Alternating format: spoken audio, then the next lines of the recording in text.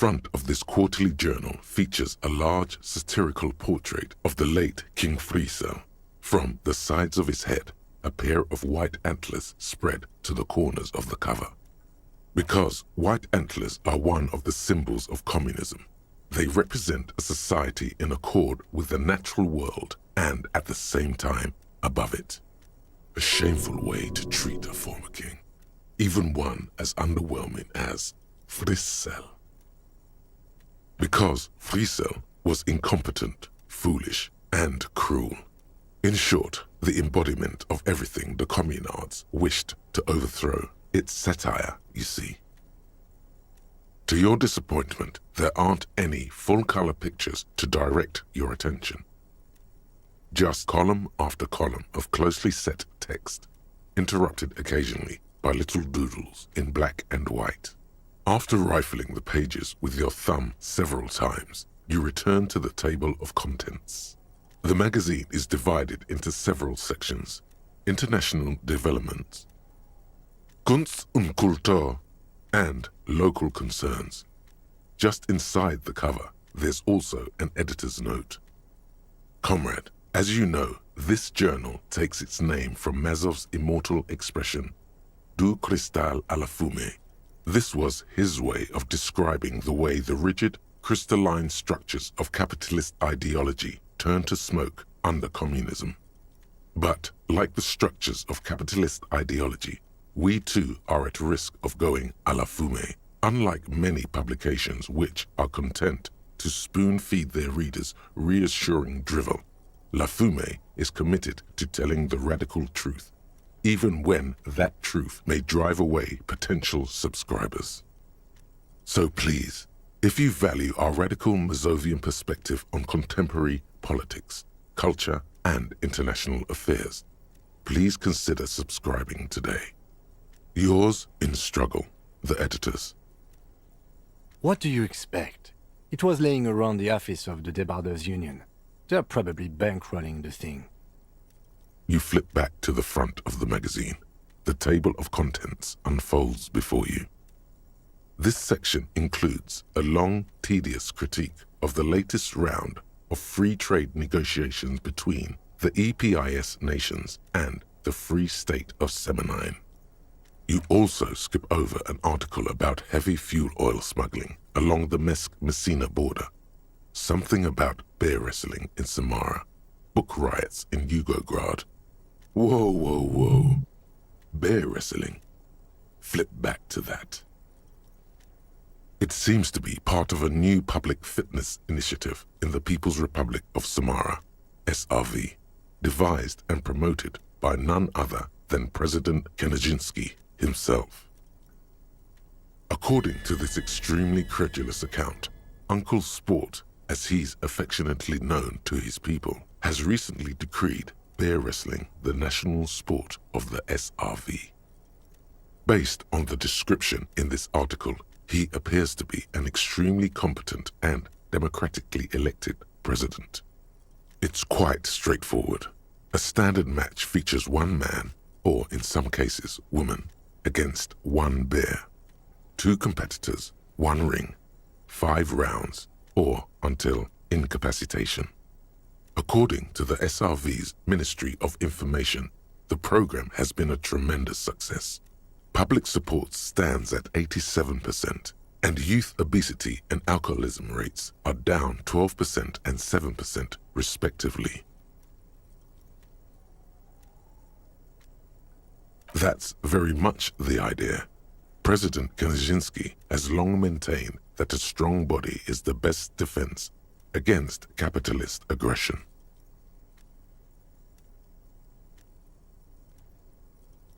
The Samaran People's Republic?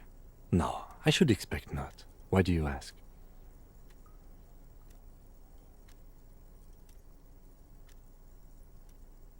They're quite the spectacle, as I understand.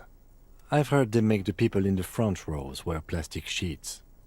On account of the blood, you see. You flip back to the front of the magazine. The table of contents unfolds before you. It takes a moment, but gradually it dawns on you that Kunst und Kultur must mean arts and culture. As you leaf through this section, you come across several reviews of recent radio plays, as well as a brief artist spotlight featuring a local artist identified only as CS. The main feature, though, is a long essay titled Tip Top Tournée, a critical Mazovian perspective. This so-called artist spotlight is really just a brief Q&A, made all the briefer by the subject's evident hostility to her interviewer. The actual article is surprisingly light on details, but after skimming a page or two, you gather that it has something to do with motor carriage racing. If you don't follow it, you only ever hear about the ludicrous sponsorships and obscene death toll. You think you're settling in for a relaxing recap of the most recent season, maybe sprinkled with some nice anecdotes about a few of the more colorful drivers. Instead, you find yourself skimming a 10,000-word feature about all the politically problematic aspects of Tip Top Tournée. Where to even start? For one, there's the crass commercialism of its sponsorships, and then there's the practically criminal emphasis on deadly motor crashes. Oddly enough, this article has 2 bylines, Nasteb Encolada Bernal and Exilus Buka. Under capitalism, the article says, every pursuit has its price. Every pleasure, even one as elemental as the joy of racing others around a track, is reduced to an advertising opportunity. Thus, the so-called tournée becomes a competition between increasingly meaningless brand signifiers, your discount laundry detergent racing against a pack of Astra cigarettes, or even a frita. And that precisely is what's problematic about it. Were it not for the promise of random, spectacular violence, audiences would quickly lose interest. At the end of the day, it's the destruction of these 750,000 real races that you're really watching for. You see, one cannot avoid the conclusion that Tip Top Tournée is simply the apotheosis of spectacular entertainment under capitalism.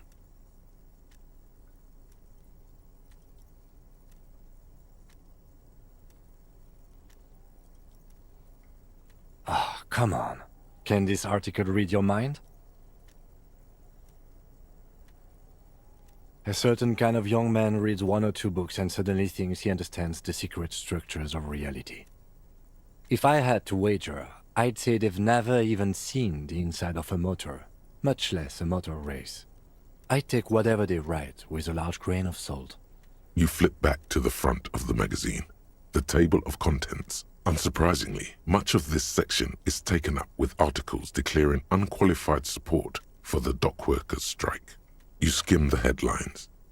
Paint the harbor red and white. Martinez tames the wild pines. A city in revolt. First we take Martinez, then we take La Delta. Finally, there's a brief article by the writer, G. Martin, accusing the owner of the Cape Side apartments of illegally attempting to evict certain communist tenants simply for not having paid their rent.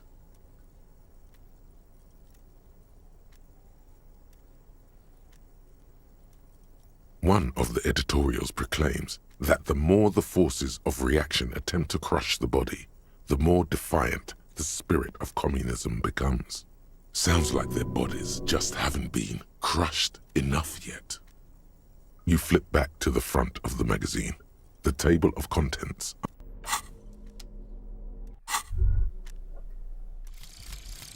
Lonesome, long way home.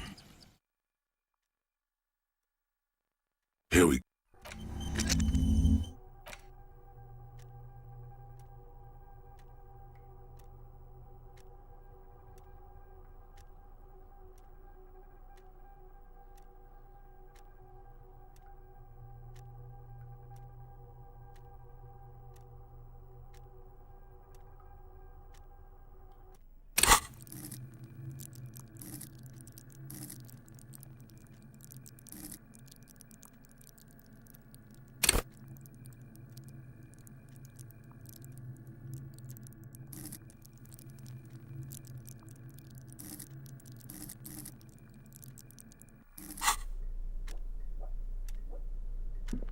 On second glance, someone has forgotten to properly close one of the drawers.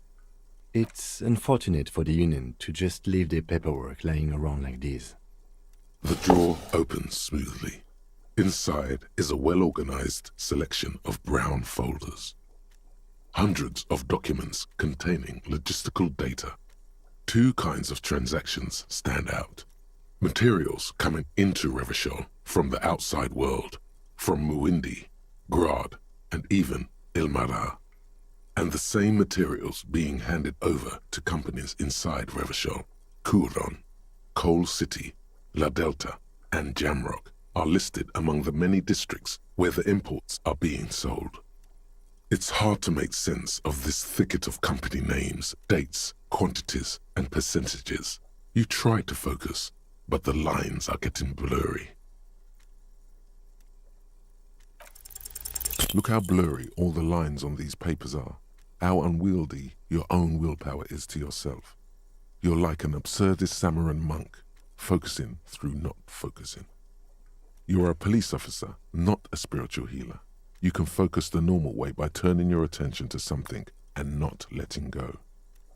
Is that what you're doing with those folders over there?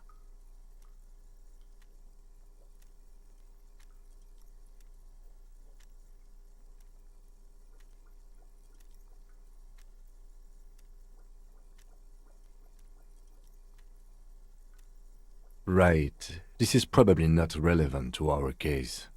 After all, we're not investigating an accounting mystery. You're trying hard, but the data here is unbelievably dry. Something about containers. The drawer slides shut smoothly.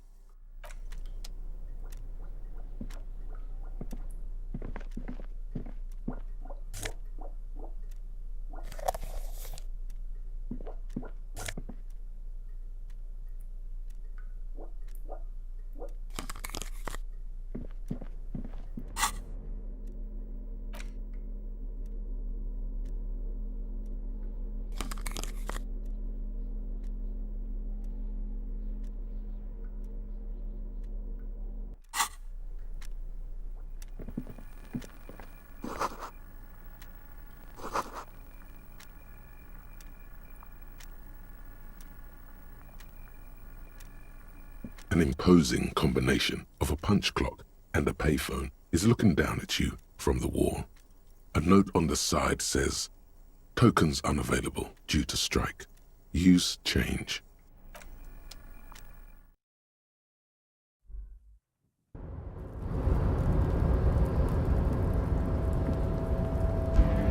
Looks like someone left his tarpaulin cloak hanging on the railing here. There is a white rectangle clearly visible on its back.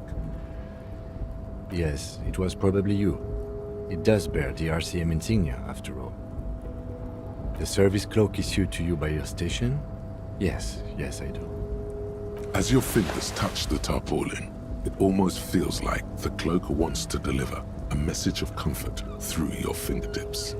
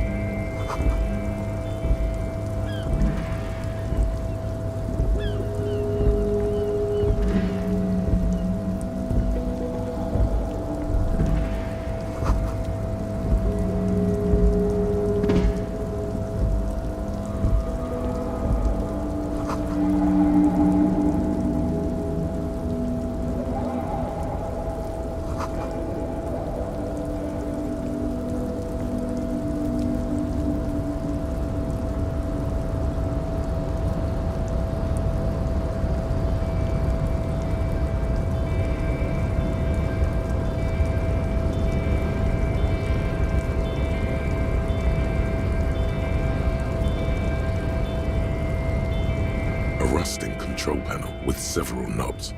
2 buttons marked Marche and Arrête are faded with use. It seems to control the large crane above. A container is attached to its hook block. Marche. On. Arrête. Off. With a loud grind, the crane shifts overhead, moving a massive metal container through the air.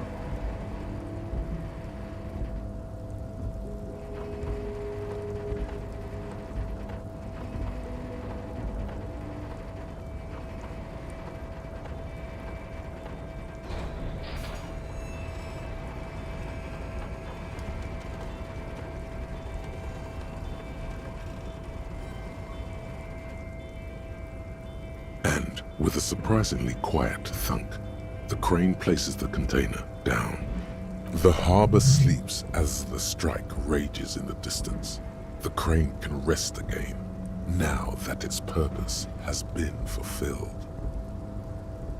Moving this container, of course.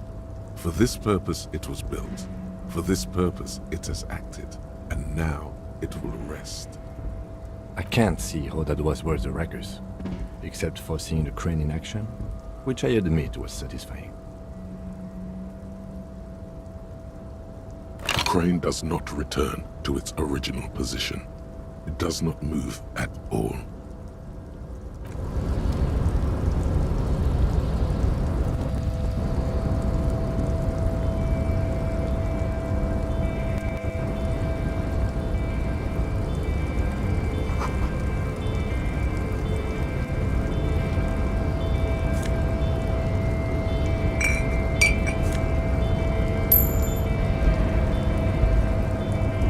Before you stands a cargo container, just one of many in the yard. You do? Because I don't. There are a million containers here. Why are you fixating on this one?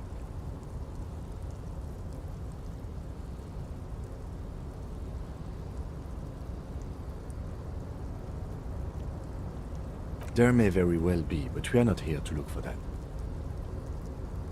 We are not here to interact with containers. We are here to get the body down from the tree. No reply. The knock produces a hollow ring of metal. Doesn't sound like there's anything inside the container. You attempt to turn the handle, to no avail. The doors seem to be mechanically locked.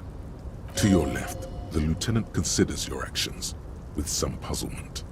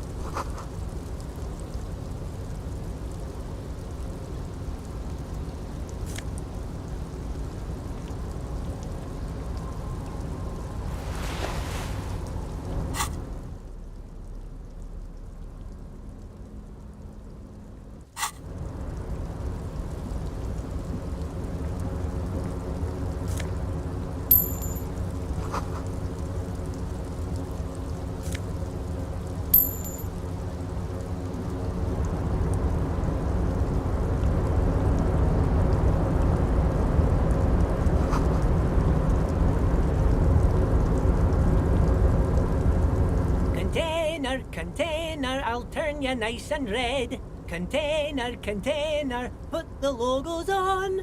The accent is so thick, it's impossible not to notice he's Ubi, from the vanishing peninsula of Ubisunt on Muindi. Container, container, used to be Wild Pines. Container, container, now belongs to Everard. Everard, Everard, Everard, he looks after everyone. Huh? Well, hey there. How can I help you, mister? I see you are not a union man, mister. Did you get lost? You're not one of them scabs, are you? I mean, I don't personally mind. Folks is just folks, you know, and folks gotta eat. Just some of the other guys don't look too kindly on the scabbing kind, if you know what I mean, mister. Oh yes, born and raised in Irish, mister. Mum had to leave my dad after he got a bit violent. Took us here to the new world. I was about 10 then, too old to lose my accent then. People say us Ubis are up to all sorts of trouble with sheep and other animals and whatnot. I just want you to know there was never any of that where I come from. No sir, those are just nasty rumors. Thank you for clarifying that, sir. Oh, I'm just making some covers for them containers here. Yes I am, yes I am. So it's easier for the crane operators to spot them.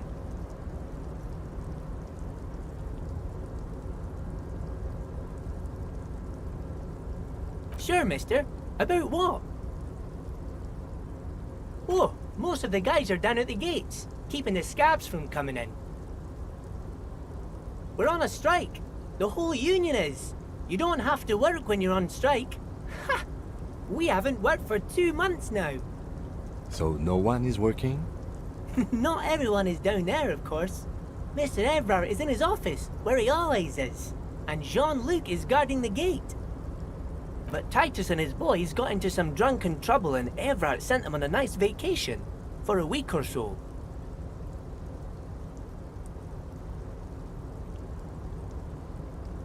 Oh, I'm not really supposed to talk about that. That's union business. Him and his boys stirred up something in town. Probably drank too much and got into a fight or something. I heard Mr. Evrard telling them to take some time off. I guess the boys got a bit too rowdy and had to let out some steam. I don't really know the details. That's just how boys are, you know. I haven't been in a fight since I was in middle school. Easy, Leo. Let's keep this on the hard ease.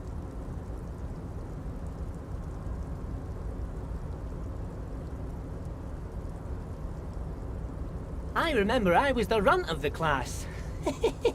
The bigger boys always used to pick on me. You see, I had a bit of a temper back in the day. Flew off the handle like nobody's business. But Mr. Evrard and his brother always came to help. Once they beat old Noel Becker so bad he needed stitches on his head. Noel never started another fight with anyone after this. Mr. Evrard and Mr. Edgar are real nice guys, mister. You should go talk to Mr. Evrard. I'm sure you'll be good friends. He's friends with everyone around here.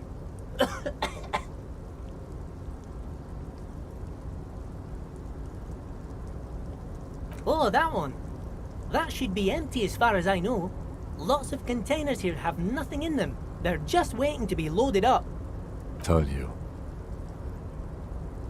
Yes, yes. Everybody needs a job, and this is mine. I'm Leonard, by the way. Leonard Bellick. But everyone calls me Leo. I'm like Mr. Everett's right-hand man when Mr. Edgar is out of town, and Mr. Edgar's right-hand man when Mr. Everett is away. Actually, Miss Beaufort is the right-hand man, but she's a lady. Who is this, Miss Beaufort? A real pretty lady with a skin like those Douai Sucre candy bars my missus likes so much. Them are real nice to suckle on once the dinner is done and me and the missus sit down beside the radio. But I can't listen to the radio all the time. There's so much to do around here and I'm always busy keeping things running here. Yes I am, yes I am. Oh, Lizzie, she is a real sharp tool. Mr. Everett put her through some fancy school and everything, east of the river. 4 years she was gone, and when she came back, she was all fancy and lawyerly. But she's a real nice girl. Grew up in this here neighborhood, knows everybody and gets along with everyone. Real pillar of the community one day, I'm sure. If me missus and me was to have a child, I'd be real happy if she turned out like her. But she can't have kids. Dr. Lemaitre said so, and she knows about such things. Been a doctor for almost 50 years she has.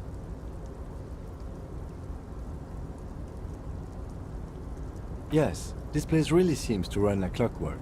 Keep it up, Leo. Well, thanks a lot. Coming from you, it means a lot, really. Sometimes I feel some of the guys don't really get how much I bust my ass for them here. But you guys are alright. Oh, you want Mr. Everard then? He's an awfully nice fellow, he is. Him and his brother are both nice fellows. They've lived their entire lives in this here neighbourhood. Guys like Mr. Everard and Mr. Edgar, his brother, are real good guys. Made Martinez what it is today. Mr. Everard and Mr. Edgar and I went to the same school, we did, when we were boys. Oh, Mr. Everard is usually in his office, of course.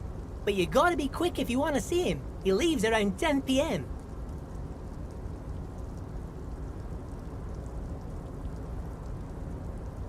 Oh, we're on a strike. So, Not Ev, but Titus and his boys got into some drunken trouble and him and his boys stirred up something in town. No, I don't think they killed anyone. Let's better talk about something else. Titus and his boys do good work. I don't want to get them in trouble over a little drinking. Bye-bye now.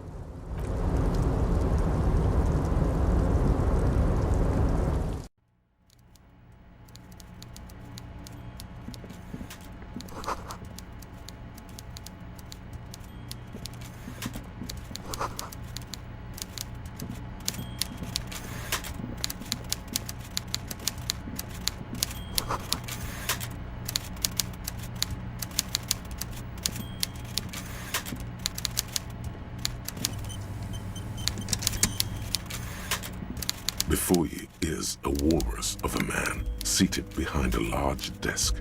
He looks up from his work, not the least bit surprised to see you. With great effort, he straightens himself up in his chair, yet says nothing. He simply stares at you with a mixture of expectation and impatience, well bottled. Welcome, Mr. Dubois, Mr. Kitsuragi. It's good of you two to stop by. Please, have a seat.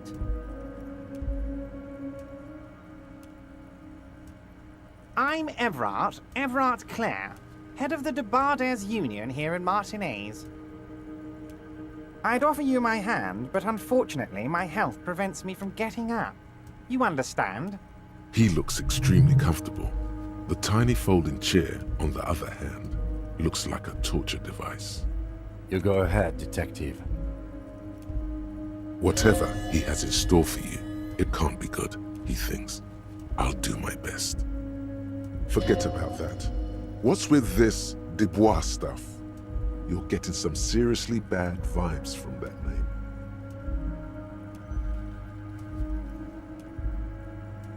Please, Mr. Dubois, let us converse in a civilized manner, as equals. Take a seat. I insist.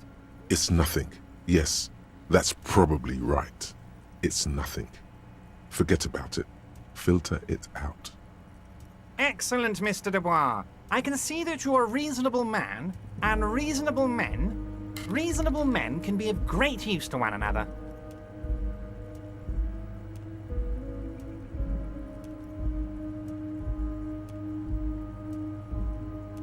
So tell me, how can the head of the Debarders Union help a representative of the Revachol Citizens Militia today? The chair is incredibly uncomfortable. Fortunately, your ass is made of iron, and the chair is made of wood. Iron beats wood. You manage not to shift around too much. Oh, by the way, I heard you got a rather rude reception from a certain Lawrence Gart. Some people have no manners, it pains me to say. This should take care of that nonsense. It should be sufficient to cover your expenses for a few days and patch over your differences with a cafeteria manager. Go ahead, take it. Wow, that's 25 real. That's good money. You need it. Yes, I know Lawrence. He's a real character. No union man in him. A real piece of work, that boy is.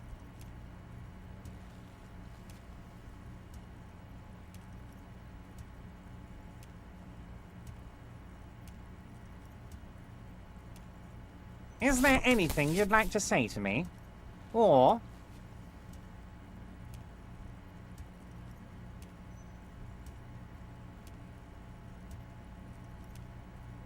Don't mention it. But also don't forget it. I'm just kidding, of course.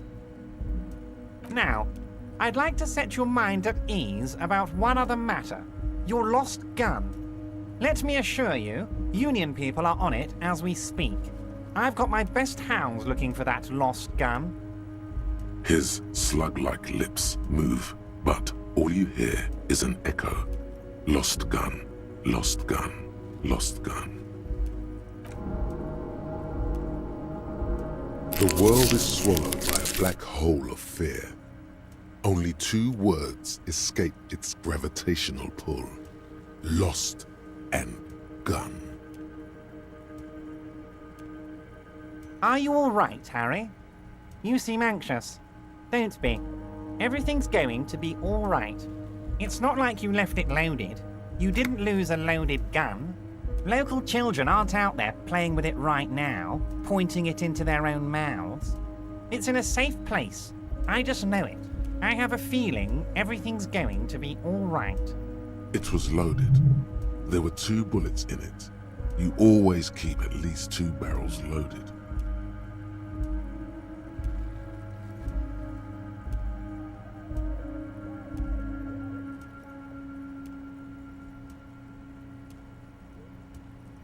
Officer, we will deal with this later. We don't need Mr. Clare's help with this. I wouldn't be so sure about that.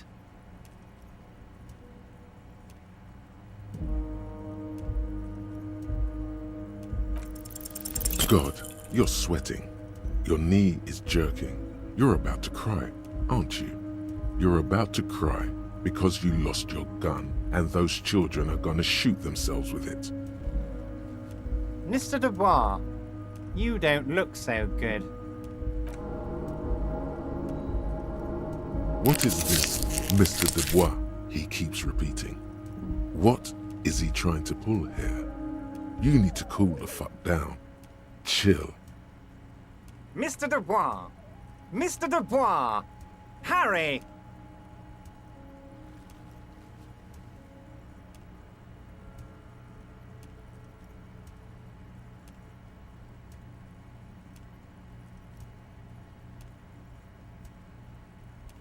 Mr. Dubois, are you okay? Can I get you a glass of water or something? Are you having some kind of medical emergency? Maybe you could use your hands somehow, in a kind of throw-in motion, like you're throwing that Mr. Dubois act right back at him. He's Mr. Dubois.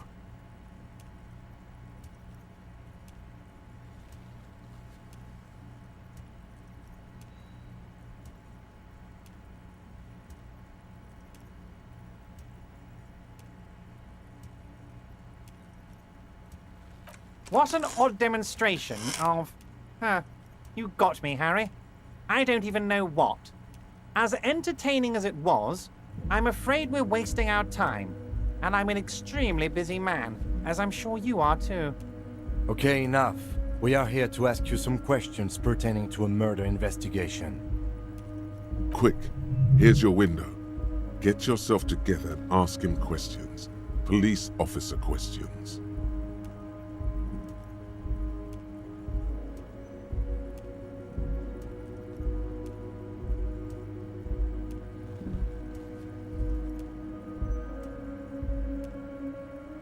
Oh, of course. That's your main thing here. That's why you're in Martinez. I know everything that goes on around here, and I would love to discuss it with you. I mean, it's no secret that the lynching is connected to the strike. So much to talk about. Honestly, it's been weighing on me so heavily. I understand you need to interview me. But there's a thing that's been keeping me up at night. I want to talk about the hanging. I mean, if we could just calmly talk, exchange information, we could blow this thing wide open. Yes, that sounds good. Let's do that. But I can't think straight with this thing weighing on me. You're police officers, aren't you? I have a crazy idea. You guys are basically door-opening machines, incredibly talented at opening doors. I'm not sure I understand. If you're asking us to break down someone's door, It's not going to happen. Come now. I just need you to go open a little door for me and leave it unlocked. A simple thing. Absolutely nothing shady about it. Does this jiggling ooze think he's going to use you? He's got another thing coming. Play his game, son, with your eyes peeled. He's going to slip up, and when he does, you're going to come out on top.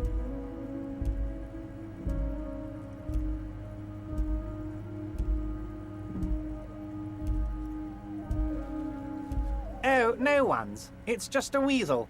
A weasel lives there. Nothing for you to worry about.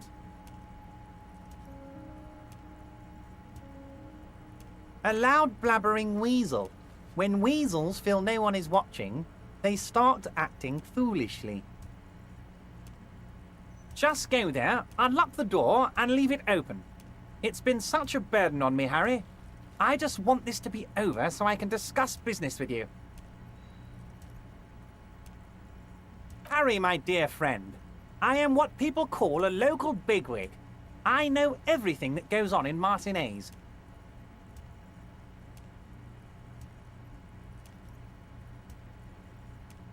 Harry, I'm a very busy man, and more importantly, I don't have that extraordinary physique you do. You look like you could run around all day. You want to send someone a message that the police are working for you. I repeat, I'm a very, very busy man, Mr. Kitsuragi, and therefore I must occasionally enlist outside help. So what will it be, Harry?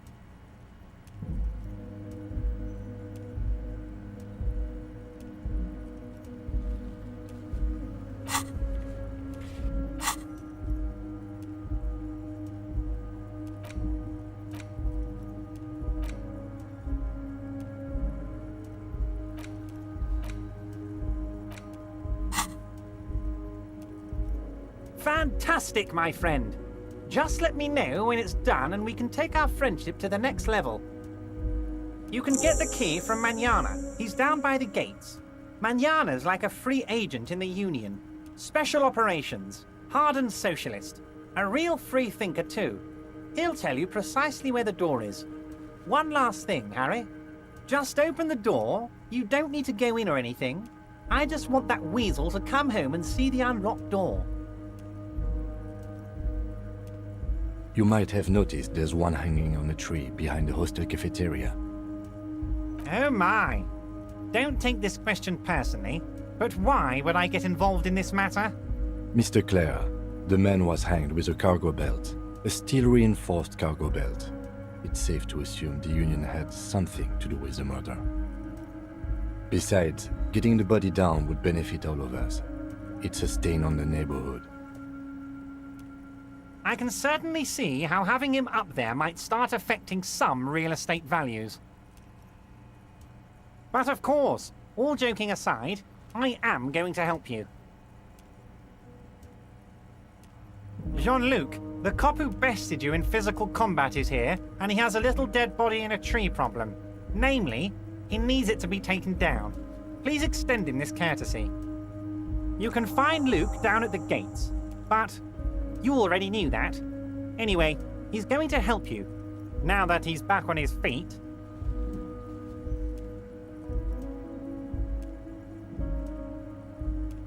Yes, your lost gun. My best men are on it. They're turning every stone, searching every playground, asking kids, grandmas, everyone. Your gun will be found, Harry. Let me assure you of that. It's just a matter of time and effort. The only way to find it seems to be working with him. He might even be holding your gun hostage.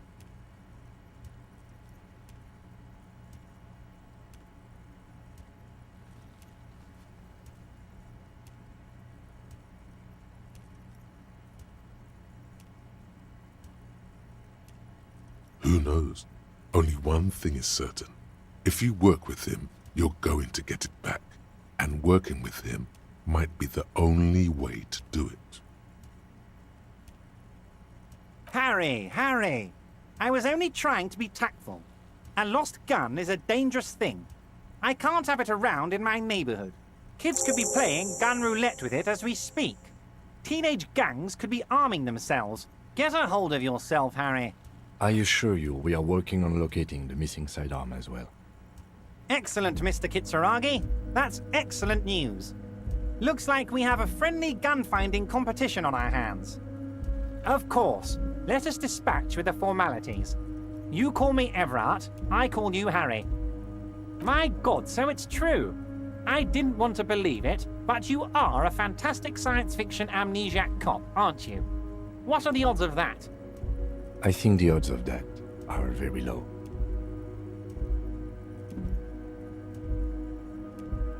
I assure you, there's nothing to be ashamed of, Harry.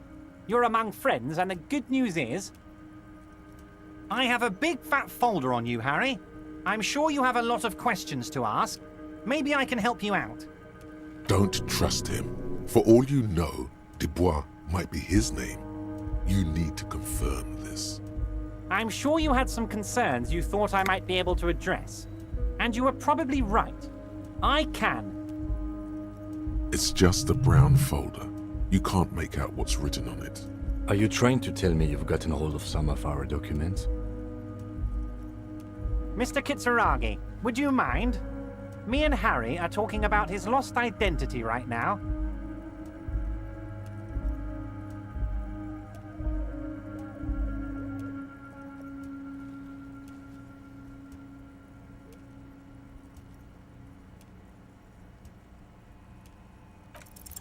Everard's large hands are covering the folder, but the look on his face says, I know everything about you, Harry.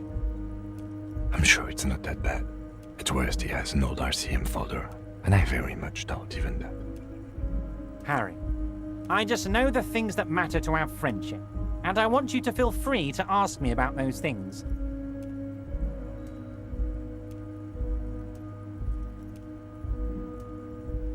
That's why I like you, Harry. A good man knows both his strengths and his weaknesses, and you, my friend, you are one of the all-time greats.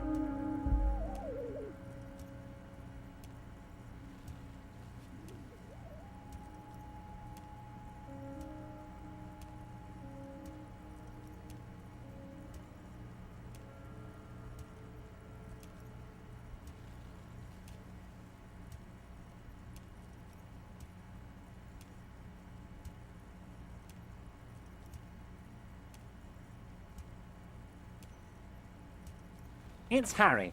Harry Dubois. You don't feel like either one of these things. You know what your name is. You have a sophisticated name, like that of a count, or a beautiful man.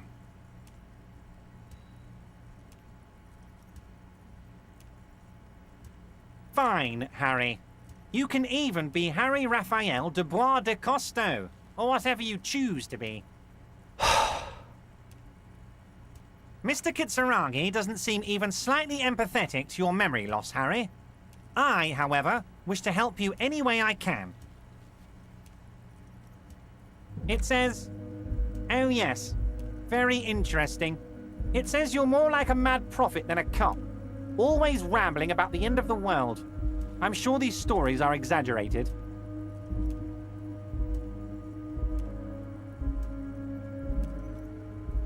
I know that, Harry. I know you. And rest assured, your secret is safe with me. He's probably just making a guess based on your recent activity in Martinez. Ah, this? My friends in your organization gave it to me, Harry. I find that very suspicious. May I have a look? I'm afraid this is meant for Union eyes only, Mr. Kitsuragi. I'm sure you understand. Please continue, Harry. Of course, Harry, of course. Let's not linger on personal details and amnesia. You wanted something from me. My dear Harry, there are literally millions of containers in this harbor. I couldn't possibly remember what's in all of them. Harry, you smooth-talking son of a bitch. Time is a precious resource, and I don't have enough of it to count containers with you. Smooth talking. Maybe that's the way to go about opening the container.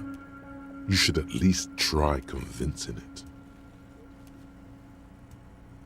Oh, that's very nice. I haven't gotten around to her yet. I'm very, very busy, you see. I hope you're getting along.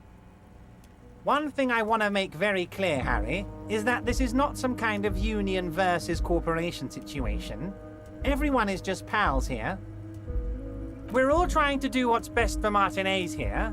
Don't feel like you can't cooperate with her, because you and I are such good friends and I'm helping you get that nasty body down from the tree. And with finding your lost gun. I'm not a jealous guy. What do you mean, Harry? Nothing. I let him go.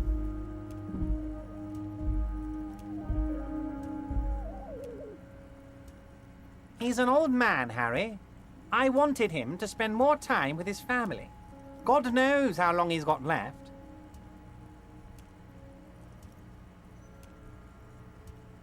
Harry! I have little people in my organization. I would never call someone a midget. What is this? Honestly, I'm beginning to think you're a midget, Harry. I'm only kidding, Harry. You're not a midget. No one is. We're pals. It's hard to say if he really lost his temper, or if this is another one of his tricks. This man almost never angers visibly. Vanished? Harry, the woman left her casserole in the oven and couldn't make it here in time for the voting. Oh, did I leave my casserole on? Better go home and check. The election can wait. When she got back, the whole thing was over.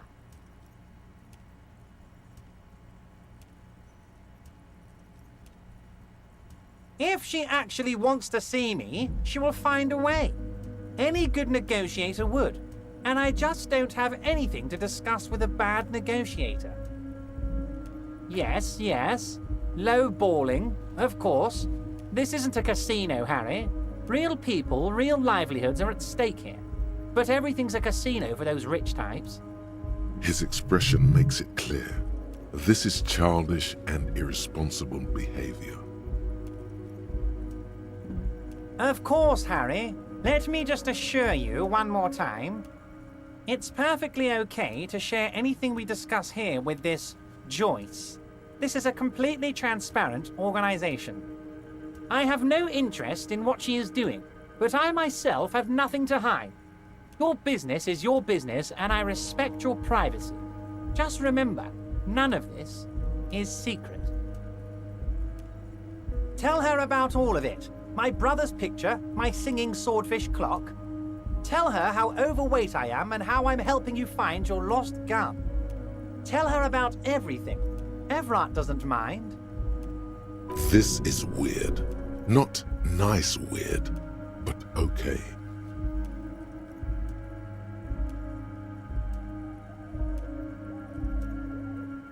Wait. You need this to get in and out through the gate. Here, you're one of us now. A real red and white union man. Take care, Harry.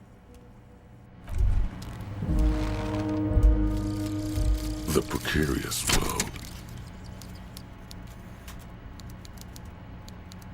How not to lose. It is impossible not to. The world is balanced on the edge of a knife. It's a game of frayed nerves. You're pushed on by numbers and punitive measures. Pain, rejection, and unpaid bills. You can either play, or you can crawl under a boat and waste away. Turn into salt, or a flock of seagulls. Your enemies would love that. Or you can fight. The only way to load the dice is to keep on fighting.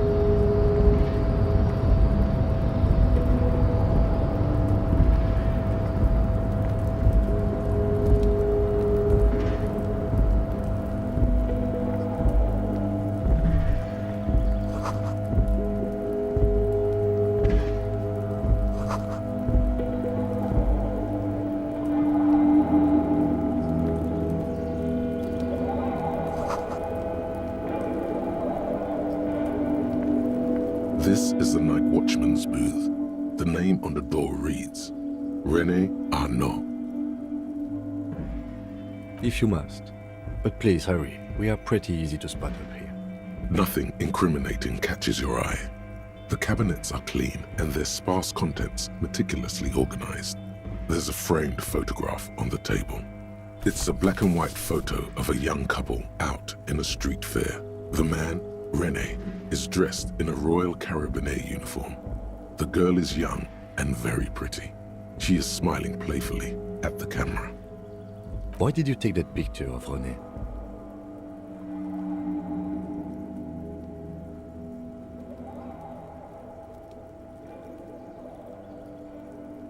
Fine, but let's move. I don't want to be seen snooping around here.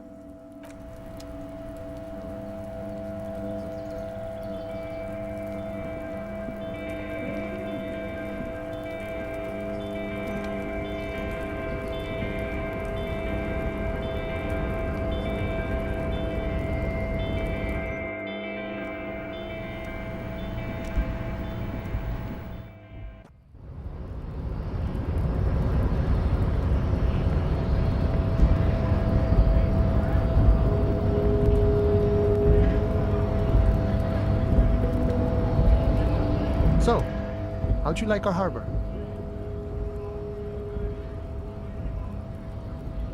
It's but a rest area on the path leading across open plains. Right, you talk to the boss, eye to eye, like men of the plain. If you have any more questions, I'm set to talk. A key, huh? What door is this key supposed to open? Oh, say no more. I got you. I got that key right here. And let me tell you, it's mighty good of you to help us out during the strike. Working class solidarity, as they say.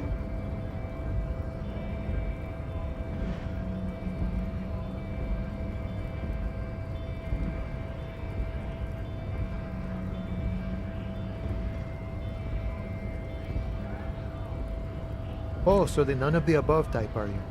I get it, I get it. I like to keep my distance too. But it doesn't matter. It's a good thing you're doing. Thanks. What you're looking for is a basement door behind the greenhouse. That's behind the Whirling in Rags. That's all I know. Our organization is what you call compartmentalized. Means we keep out of each other's business. Okay, but where did you get the key from? The janitor gave it to me. Nice fella. We talked about life and things that really, truly matter. None of this mess we're in, this jiving and juggling. What's it for? To feed our children, I guess. I'm more of a philosophical dock worker. I like to talk about the big picture stuff. Who I am, who you are, what we are fighting for. The mercenary, eh? Who could have killed him? That's indeed the question. Why even do such a thing? The man whispers a jaunty tune. A coastal breeze ruffles his hair.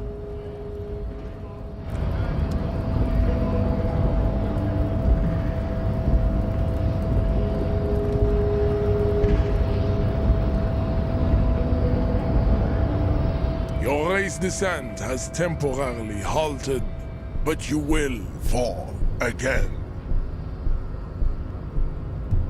So it was. You bested me in race combat to reach my superior, then had him give me an order. I salute your cunning, enemy. I will go and remove the body from the tree with my bare hands. You're so noble, Measurehead. But while I am gone, someone must stand guard on the bridge. That someone needs to be you. Both of you. This is the uncomfortable result of not taking it on ourselves. I can live with a compromise. Listen to your little friend. He is wise in his childlike way. His mysterious race may yet prove fierce competition to my heroic haplogroup. Babe, see that they stay here the whole time.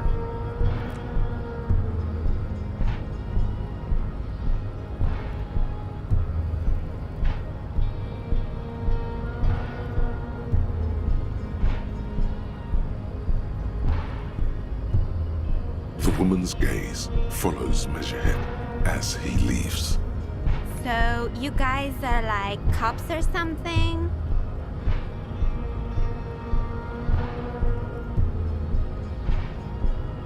Cool, I like men with guns and power. I'm Katya, by the way. You hear that? That sound. He's breaking something.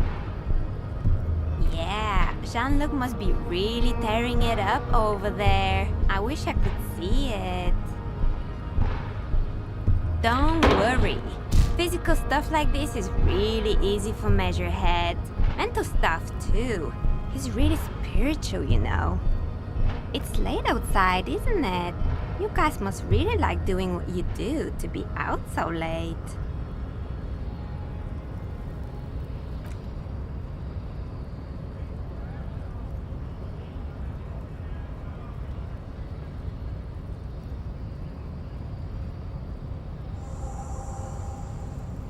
The corpse has been removed from the tree. Stand down and congratulate yourself. You have sided with Ray's victory today. Farewell, ham sandwich. You are a Union man from now on.